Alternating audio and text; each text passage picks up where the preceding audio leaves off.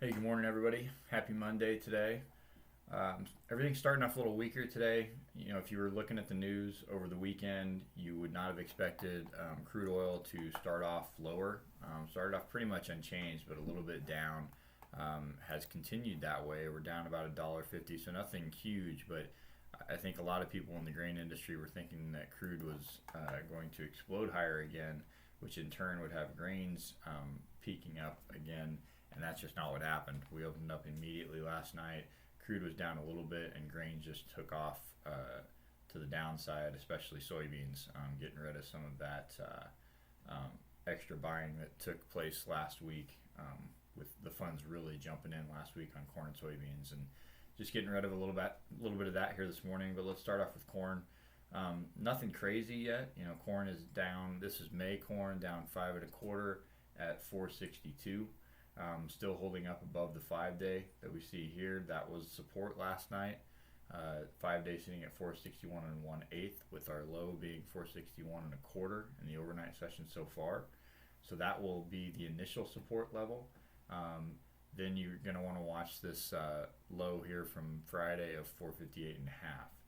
Break that, you still have the 10 day here at 457 and a quarter, or an eighth.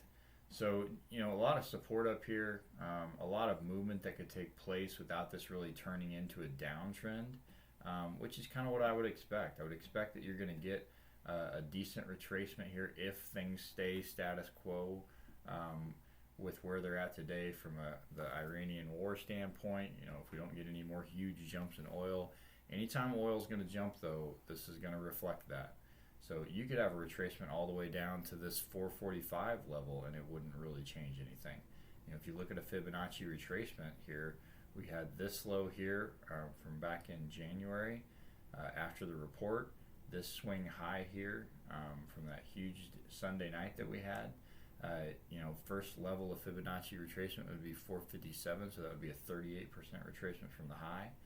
50% retracement would be 451 and an eighth, and then 62% retracement would be 445 and an eighth. So you could come all the way down to those levels, not really change anything, and then have this thing work back up this summer as we get into more of a weather premium situation. And obviously, still the war might be going on then too. So first things first, obviously, if you can hold up this 5 day, we might not be done in the short term. You could run back up to this high before you take this downturn.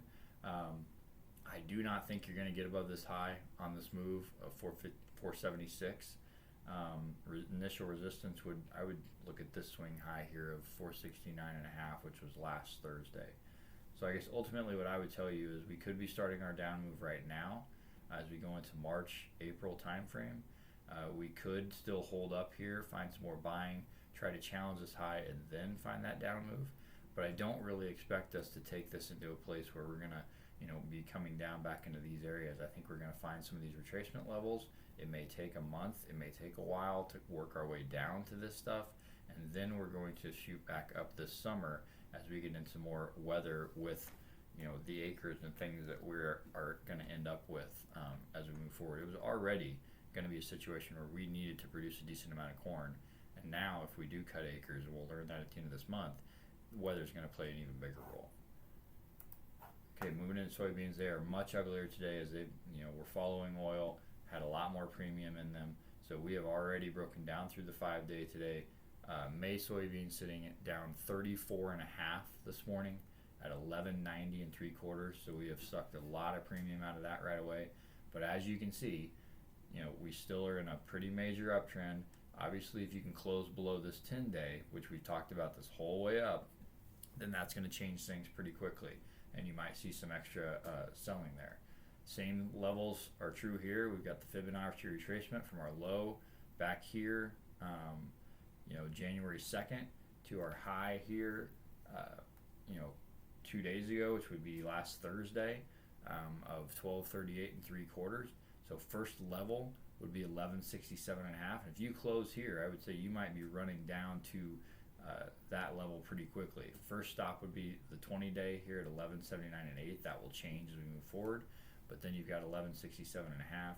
And obviously the same thing is true here. I could see us come all the way down to this pretty easily. This looks like a pretty natural place for us to come to, 1145. versus May. But it may take some time. We may see some up and downs. We may turn this thing around today, re-challenge these highs, but those would be selling opportunities in the short term, in my opinion. I do believe we will probably get through this high this summer. I just don't believe it's going to take place now. I would have told several people I didn't think we'd poke out this high. We did do that, but we sold off almost immediately. Okay, RSI coming back down below over. We got back down below overbought here. Volume hasn't been doing anything too interesting. So anyway, I would say this is going to be an important level to watch. Do we close below the 10-day for the first time in this whole move up? That'd be 11.97 3/4 today, right now. If we can get back above it, maybe we jump right back up, try to re-challenge the 5-day at 12.06.